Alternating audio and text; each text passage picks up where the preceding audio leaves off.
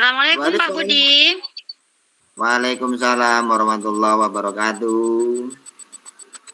Gimana kabarnya Pak? Sehat? Alhamdulillah sehat selalu. Akan tapi di sini saya ada sedikit ganjalan-ganjalan dalam pikiran ini, Bu Elis. Nggak tahu ini gimana ini caranya, Bu Elis.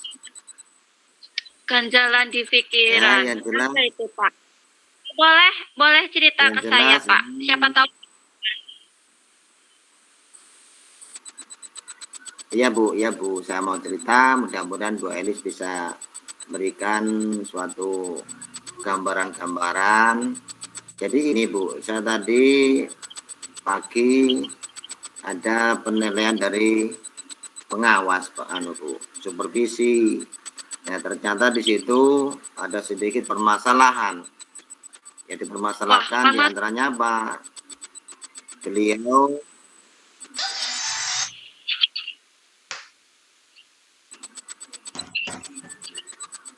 menyampaikan bahwa saya dalam pengajaran tidak menggunakan teks kurikulum.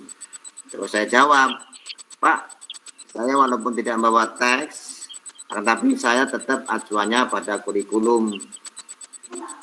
Saya jawab seperti itu, Bu. Iya. Kemudian apa yang terjadi, Pak? Ternyata beliau tanggapannya ataupun mukanya kurang pas, Bu. Kayaknya beliau agak sedikit tersinggung, agak sedikit gimana lah gitu dengan saya. Sehingga saya ya merasa tidak nyaman, Bu, dengan adanya tidak ada komunikasi itu. Iya, jadi kalau berdasarkan cerita Pak Budi tadi, ketika Pak Budi mengajar, Pak Budi ditegur sama Pak pengawas karena ketika mengajar tidak menggunakan buku panduan gitu ya Pak. Dan ketika Pak pengawasnya menegur, Pak Budi malah berdalih dengan alasan saya ini walaupun nggak pegang buku, saya juga tetap mengacu kepada kurikulum Pak. Dan ternyata Pak pengawasnya tersinggung dan itu membuat Pak Budi menjadi tidak nyaman itu ya Pak Bu, ya. Betul sekali. Jadi beban pikiran saya Bu. Iya, jadi menurut Pak Iwan kalau mengajar itu coba Pak Budi ini Pak Budi bandingkan lebih mudah memberi pelajaran menggunakan buku panduan atau tidak menggunakan buku panduan. Pasti kan ada plus minusnya nih Pak. Menggunakan buku panduan ada lebihnya, tidak menggunakan buku panduan juga ada lebihnya. Menurut Pak Budi lebih mudah yang mana? Ya menurut saya sendiri sebenarnya sama aja sih Bu, hanya akan tetapi di situ perbedaannya di sini Bu. Mungkin saya tidak menggunakan teks ataupun tidak menggunakan buku itu mungkin karena saya dianggap sebagai mungkin sombong lah, sok cerdas lah, sok waktu saya laksanakan pembelajaran sebenarnya saya tidak ada sedikit pun tersirat terpikir untuk pemikiran hal seperti itu, analisa seperti itu mungkin. Akan tapi untuk panduan secara juknis mungkin ya boleh jadi apa yang telah disampaikan oleh Bapak pengawas, Bapak supervisi itu harus menggunakan teks. Itu mungkin positifnya apabila kira lupa itu kita bisa buka ataupun membaca daripada buku yang kita pegang. Mungkin positifnya di situ. Di samping itu juga kita dalam pembelajaran juga sesuai dengan apa itu namanya runtutannya, iya, ataupun tahap-tahapan. Nah, mungkin di situ mungkin positifnya Bu. Ya, dan rencana saya nggak tahu nanti gimana kira-kira Bu ya. Iya, jadi sekarang kan suasana hatinya Pak Budi sedang tidak nyaman karena dapat teguran dari kepala. Pak Budi sekarang apa untuk memperbaiki suasana hati Pak Budi dan untuk supaya Bapak pengawas itu tidak kecewa lagi dengan Pak Budi. Kira-kira rencananya Pak Budi apa untuk memperbaiki keadaannya? Ya mungkin dalam pikiran saya bukan mungkin Bu. Rencana saya mungkin lebih baiknya itu akan komunikasi lebih intens lagi kepada Bapak pengawas, minta bimbingan, minta arahan. Saya pikir-pikir itu juga positif Bu, karena yang telah saya sampaikan tadi itu positifnya mungkin kita dinilai secara apa itu namanya pengetahuan, tidak kelihatan kita sok pintar, sok jago dan sebagainya. Mungkin di situ kita tidak akan ada pemikiran seperti itu yang melihat kita ataupun pengawasnya. Rencana nanti tidak lama lagi saya bimbingan arahan komunikasi dengan baik dengan Bapak pengawas itu mungkin Bu. Iya, jadi apa namanya, saya sangat setuju dengan rencananya Pak Budi tadi. Pak Budi sudah mempunyai rencana untuk gimana caranya sih supaya besok suasananya akan baik, hubungannya dengan Bapak pengawas. Nah, Pak Budi tadi kan sudah menceritakan apa namanya pengalaman Pak Budi yang ditegur oleh Bapak pengawas karena mengajarnya tidak menggunakan buku panduan. Terus Pak Budi juga sudah mempunyai rencana, sudah mempunyai apa namanya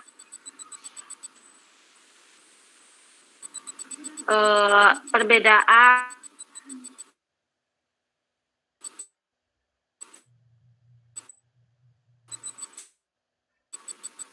ini setelah perbincangan kita ini, setelah obrolan kita ini, kemudian setelah Pak Budi melaksanakan rencana Pak Budi itu untuk meminta bimbingan kepada Bapak Kepala Sekolah dan lain hal, komitmen Pak Budi untuk kedepannya gimana? Supaya Pak Budi itu tidak ditegur oleh Pak Pengawas atau komitmen Pak Budi supaya Pak Budi lebih baik lagi lah. Komitmennya apa Pak? Ya, saya akan selalu komunikasi, selalu minta bimbingan dengan rentang waktu secara rutinitas ataupun secara terencana Bu. Misalnya dalam 1 minggu sekali, ataupun 1 bulan sekali, ataupun 3 bulan sekali. Itu mau saya rencanakan untuk selalu komunikasi ataupun minta arahan bimbingan kepada Bapak pengawas dalam hal KBM ataupun kegiatan belajar mengajar. Itu Bu, saya akan mengarah seperti itu, akan menemukan itu.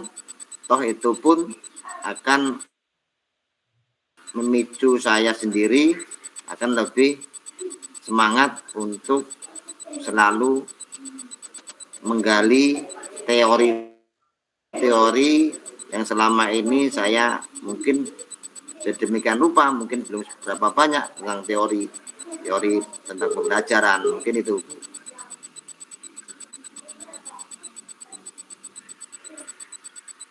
Iya, pokoknya saya doakan masalahnya Pak Budi cepat selesai. Saya doakan suasana hubungannya semakin membaik. Ya Pak ya. Semangat. Kita memang kita kadang perlu mendapatkan teguran. Bukan apa-apa, namanya kritik dan saran itu kan tujuannya untuk membangun kita Pak ya. Jadi apapun kritikan dan saran orang lain ya anggaplah saja itu untuk demi kebaikan kita. Ya Pak ya.